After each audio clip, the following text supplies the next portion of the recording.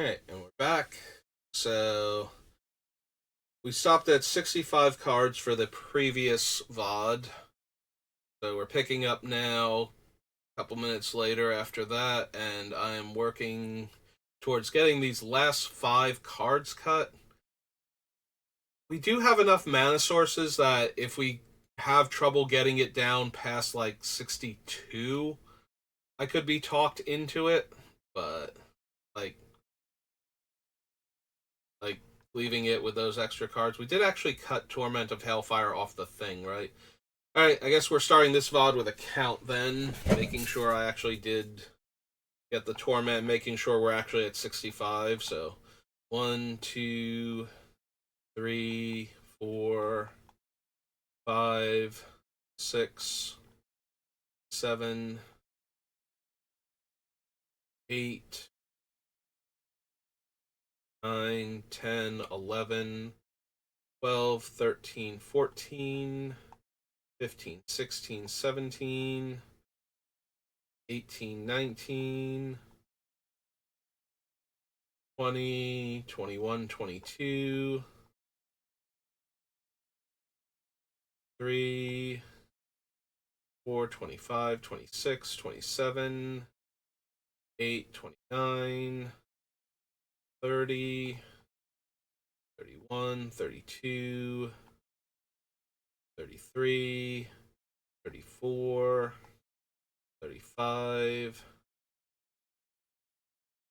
6, 37, 38, 9, 40, 41, 42, 43, 44, 5,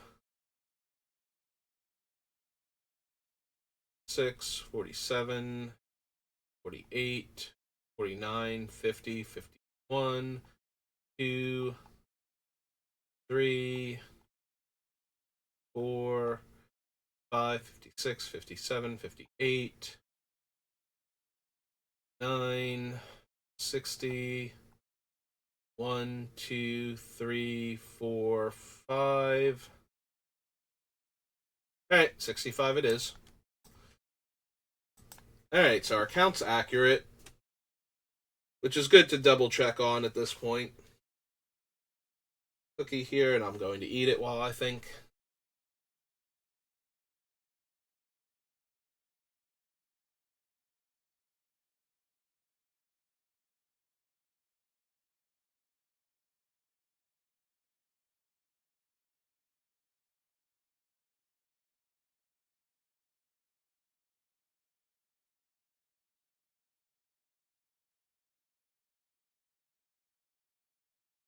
For those of you sad that you don't get your ASMR, my noise gate prevents the sound of my chewing from being picked up by the microphone, so.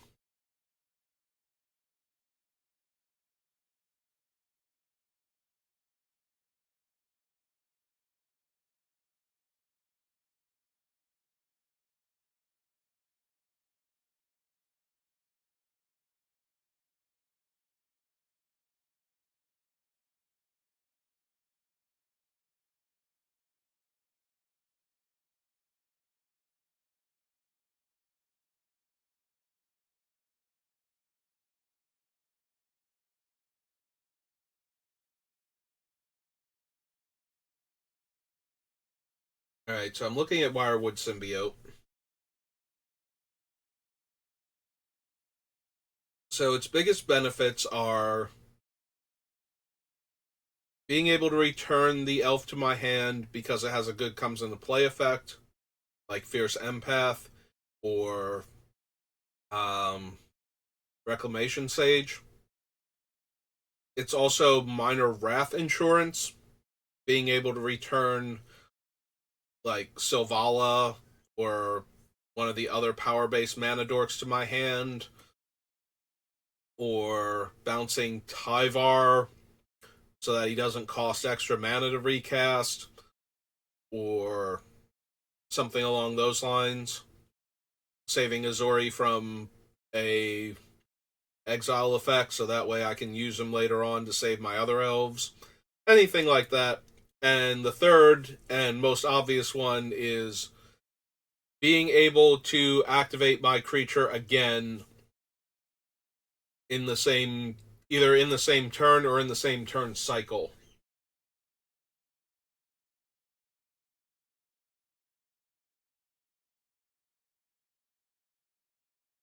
I think we have enough other effects, like enough other wrath protection that's better, and other things that let me use the creature again in the same turn cycle or even the same turn that are doing better in the deck. So I think it's also not an elf itself, so it's not benefiting from some of the cards in my deck. And we do need cuts, so it made it really deep, and I think it has a place in the deck. Like, if you wanted to keep Wirewood Symbiote in, I don't think that would be a mistake at this point. I'm just not sure what else you're cutting. The mistake might be what you cut instead of the Wirewood Symbiote, not keeping the Wirewood Symbiote itself in the deck. And even then, we're getting to the part where this is basically preference. Like, all of these cards are good in the deck, so it just becomes a question of, well, which ones are we going to actually keep?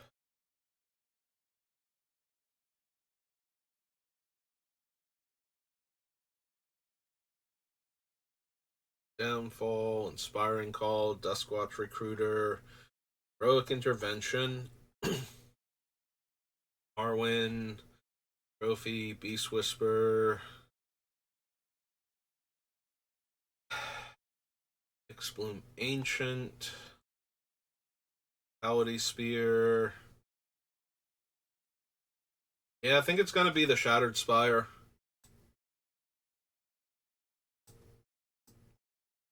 We cut basically um, all of the other hardened scales that aren't Kami of Whispered Hopes now.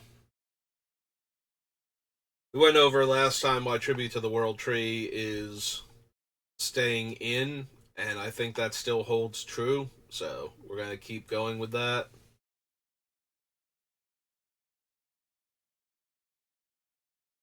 Yeah, I think we keep the ley line still.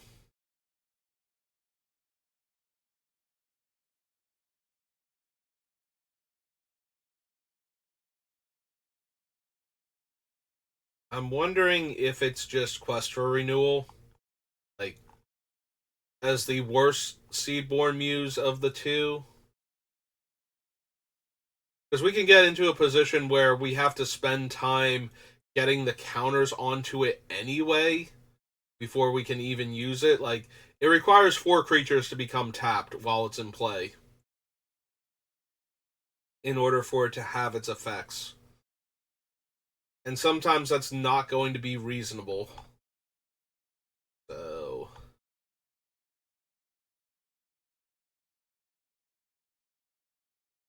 yeah, alright.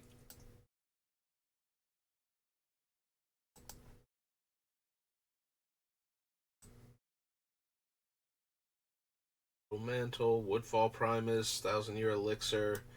That brings us down to 62.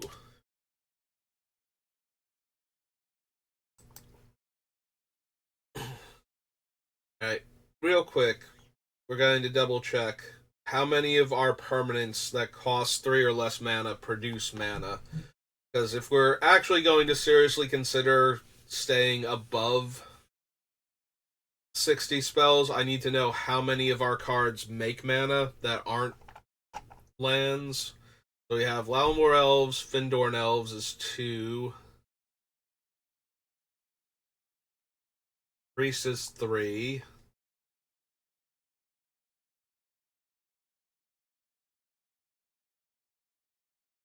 Joiner's 4.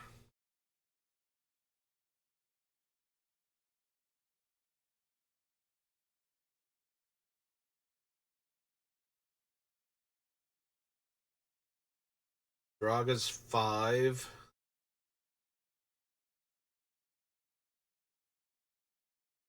Sage is 6.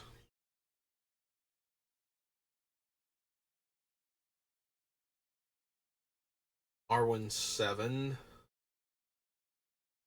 Incubation Druid's 8.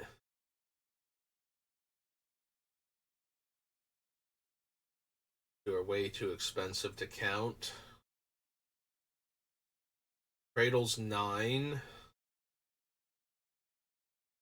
Tommy's 10.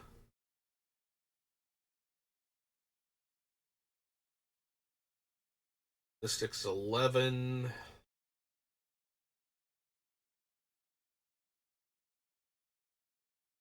Zaval's 12. Iron Blade Elite is 13. Maybe we can live with 61 at that point. We have 13 other mana sources, but a bunch of them do cost 3. And none of them work the turn they come down unless we have one of the haste enablers also. So it's not like when we cast an artifact mana source and we have 1 extra mana that turn, like we spend 3, we get a rebate of 1, and then on future turns we get like 4 mana.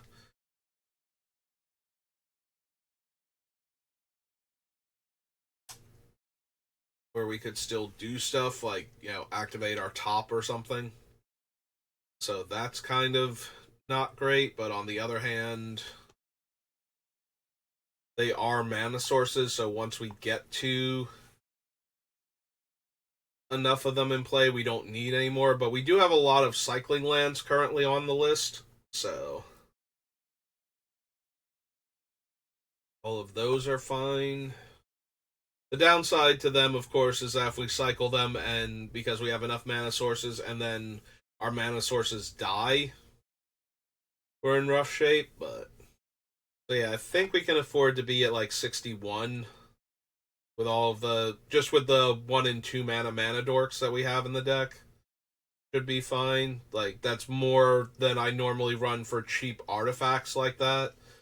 Normally I'll have like, Soul Ring and maybe Mana Vault or Mana Crypt. Like, Mana Crypt is the most likely secondary one, but if depending on the deck, I might have like Mana Vault or something, and then the rest of them are going to be like 2+ mana. And I usually run 40 lands, so the fact that we have 3 1-drop creatures, we can probably get away with 61 and 39 for the split. But I do think I want to go down to 61, so I want to make at least one more cut. Just so that way we don't have mana issues most of the time. Because every deck's going to run into mana issues anyway.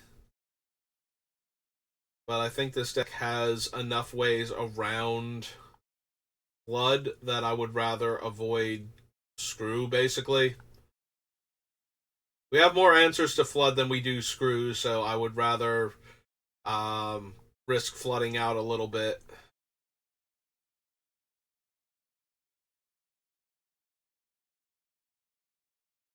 What is our last card going to be? Because we are running out of things that I can even kind of cut.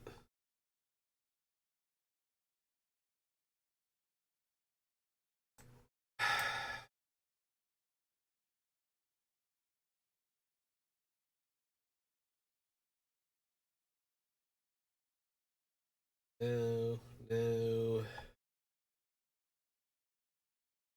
There's a part of me that's seriously considering this Priest of Titania, because I keep coming back to it each time. I'm a little bit more leery of that because we cut the other... we cut one of the low casting cost creatures in the last couple of cuts. And now I'm blanking which one it was, but there was like 1 2-drop creature that we cut. So...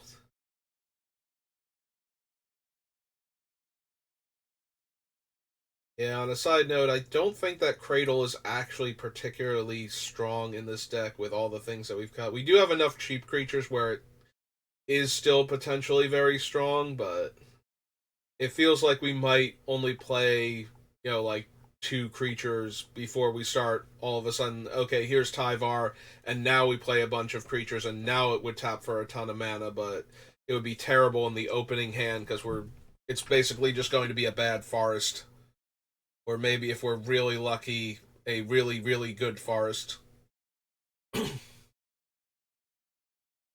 Yeah, like a ancient tomb without the damage, and it makes colored mana.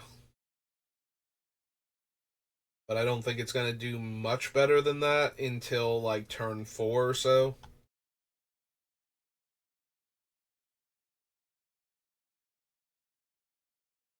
And then once it's doing much better than that, we should have like way more mana than we need. So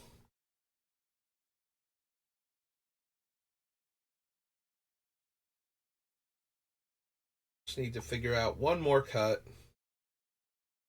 Then we can start in on the lands, and then we'll be all done. But what card am I least impressed with that's still on the list?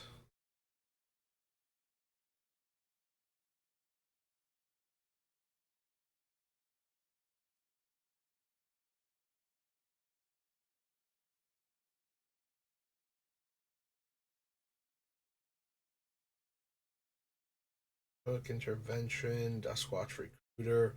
I'm mostly saying the names out loud so that I don't have so much dead air while I'm looking at the list, but yeah, I'm just reading off the names that I really don't want to cut. I feel bad if I didn't have in the deck.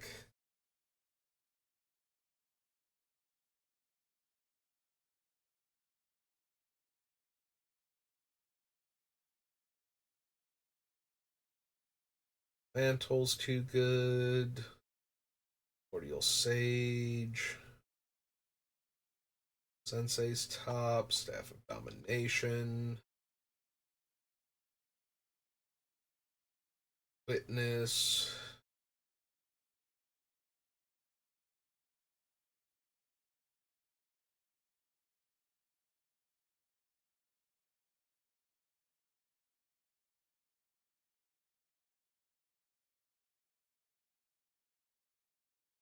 There aren't a whole lot of things like the deck does have a lot of redundancy. I'm wondering if I can cut either the Praetor's Council or the Eternal Witness at this point.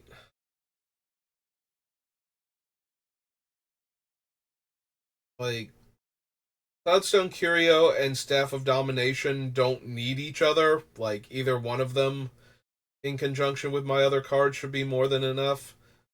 Like it also doesn't matter which one of my cast a creature draw card effects I have for the Curio as long as we have one of them, and it doesn't matter which one of my power based mana dorks I'm using for Staff of Domination. We have 7 different ones to choose from, so maybe the graveyard recursion is unnecessary.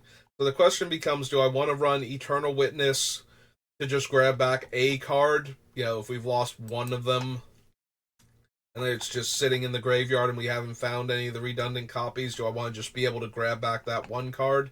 Or do I want Praetor's Council so that way after a Wrath I can just recover by grabbing back all of my dead creatures? I think I would rather have the Praetor's Council under those circumstances, so like I very seriously doubt with all the redundancy we have that any one card in the graveyard, like the Eternal Witness basically tutors for the card that we're missing if we have one of them in the graveyard, but it's not necessary to have that one when we can draw one of the other ones. Whereas Praetor's Council, one of my biggest fears with this deck is getting hit by a Wrath and losing a bunch of cards and having our board state completely ruined and not being able to rebuild very quickly. So, Praetor's Council does give us a way to suddenly rebuild the board, assuming we don't get our graveyard exiled too, which is a reasonable thing to have happen. But at the same time, we're trying to rebuild, so we need something.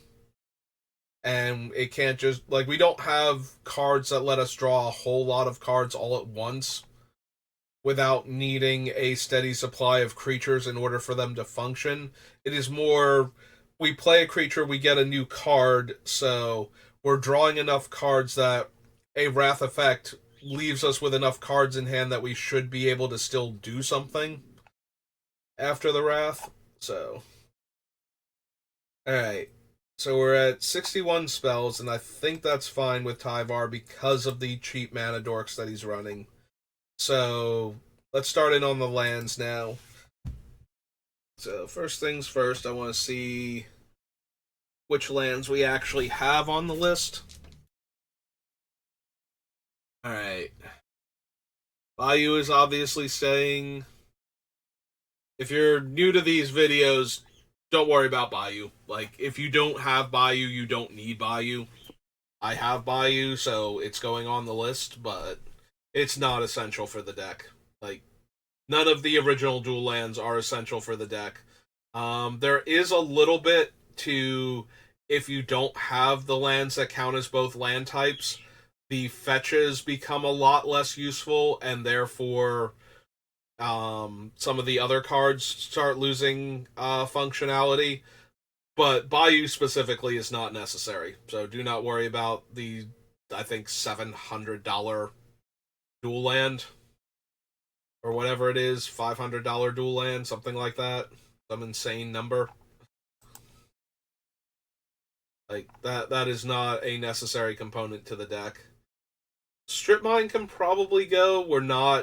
We don't have any of the Crucible effects that would let us get back the lands that we're spending, like the cycling lands and whatnot. So Strip Mine is a lot less impressive in this deck.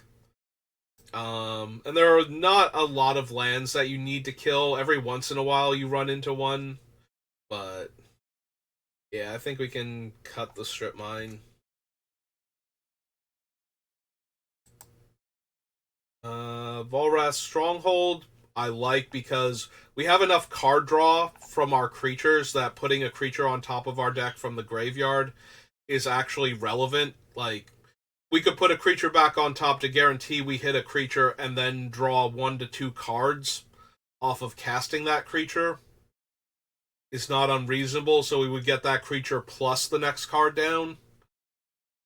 So we're not even giving up the actual draw step to get the creature back, and we need a critical mass of creatures. Cradle, like I said, I don't think we have enough creatures in play early to make this a ramp effect consistently, and we don't need the mana once we get to that point where we have all these creatures in play most of the time. So I think we can cut the Cradle safely. Mire and Karst can stay because they cycle. We also cut the Wave of Vitriol from the main deck, so we don't need... Oops. Yeah, let's do it this way. We don't need that as much. Right now we have 27 lands on the list, though, so we might be cutting some other ones just to make room for more basics in the deck, so we have them. Overgrown Tomb is staying. Dryad Arbor stays for right now because it is a creature and a land. It does use up our land drop, so it's not like Lao Morel's where it's ramping us. But at the same time, it is a creature that taps for mana.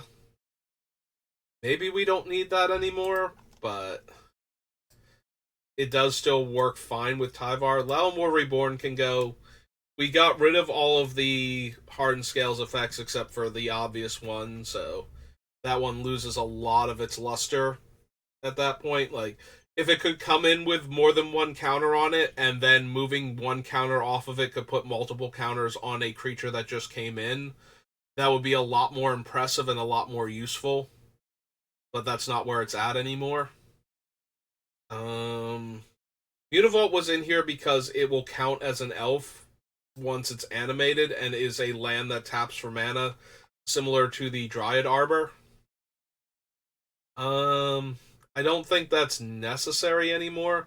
I'm not even 100% sure that Dryad Arbor itself is necessary anymore. It is tutorable. Like Dryad Arbor is tutorable with Green Sun Zenith, though, allowing Green Suns to work as straight up rampant growth. So there's some merit to that.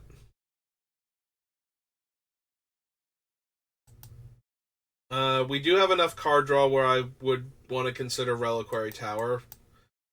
Oran Reef the Vast Wood allows me to give a small boost to my creatures as they come in, and can get a counter on multiple creatures if I play multiple creatures in a turn. It's okay. It might get cut though because I need to make room for basics. Ojuka Bog is our backup graveyard hate. Do more cycling lands. That's one of the Forest Swamp dual lands. Boseiju as a backup removal spell for, I think it's artifacts and enchantments, and maybe lands.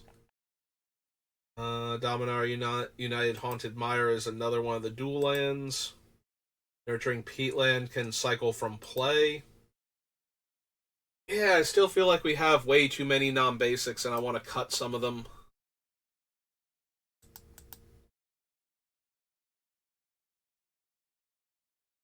Maybe we only go with the do we have the Odyssey cycling lands on the list? Or I'm sorry, the Onslaught ones. We have Barrenmore and um what's its name? Tangle Thicket. So we have those two. They cycle for 1 mana. Maybe we get rid of some of the other ones. Because they're lands that are coming into play tapped.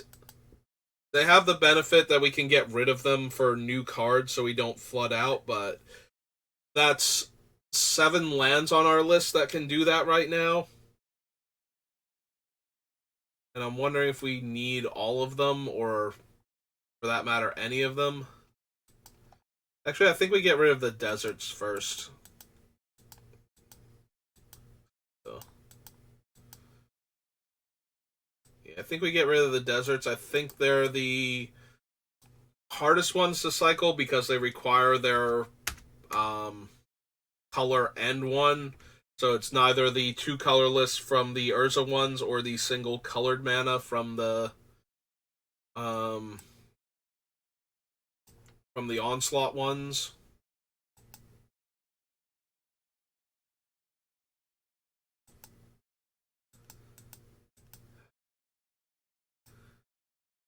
We probably also don't need Oran Reef. It's a little bit helpful if we have the extra mana, but that's 2 extra mana we have to have lying around after we cast the things. And that's where the mana is tightest, is when we're trying to build up the power based mana dorks. Once we get past that point, the mana's way easier. I don't know why I'm trying to cut it. We can just backspace.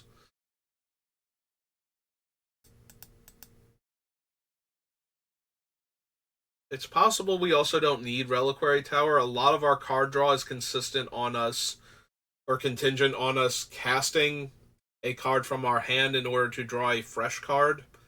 Although we can get to the point where we are drawing 2+ cards every time we do that if we have enough cards in play that allow for that. I am trying to find more lands that we can cut. Again, Dryad Arbor we can tutor for, so I kind of want to keep that. Wirewood Lodge. We have 4 power-based mana dorks that are elves, and for good measure, we have the Priest of Titania still, so it is very possible that untapping an elf nets us way more than the 2 mana we're giving up for that, so.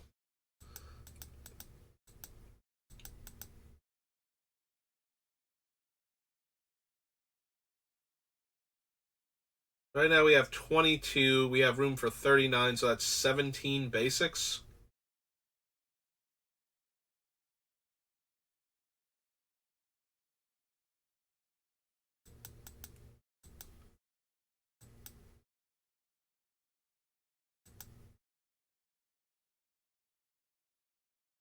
Yeah, I think 17 basics sounds reasonable. So out of the lands that we're keeping, Valras Stronghold doesn't tap for colored mana and needs black mana. Wirewood Lodge also doesn't tap for mana and needs green. Those are both colorless sources. So Dryad Arbor is green. Bojuka Bog is black. Seiju is green if we're using it as a mana source. Alright, so we're one green over black, but I still want more green sources than black sources, so if we have room for 17 lands, I feel like this is something like 11 and 6, maybe?